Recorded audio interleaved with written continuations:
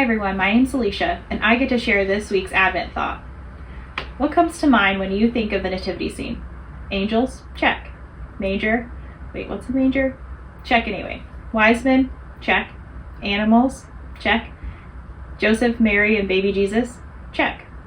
But is that really all that was going on? Is there a totally different way to approach that cute little scene we all know and love? Is it okay to even talk that way? We're all kind of nostalgic about the nativity scene, aren't we? But is that cute little scene accurate? Is it helpful to only think about it that way?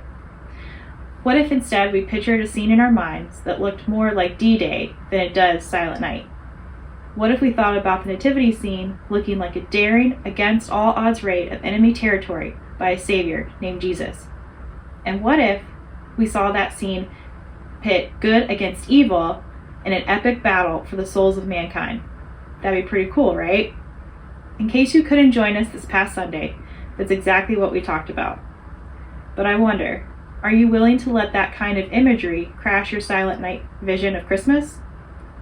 Is it important to even consider? I would argue yes, it's very important. Pastor Kyle has been talking a lot about the story of Christmas and how it fits into the bigger story of God. You know, the Genesis to Revelation story of God. If we isolate the nativity scene, it's easy to separate the cradle from the cross, isn't it? It's easy to forget that nativity scene is really an epic battle scene where Jesus explodes into human history because he came on a daring, against all odds rescue mission for the souls of mankind.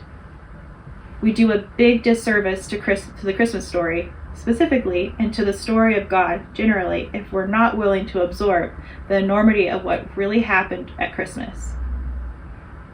In Revelation 12, we see not only the spiritual side of what was happening at the birth of Jesus, but we also see the spiritual aftermath because of what his life, death, and resurrection meant.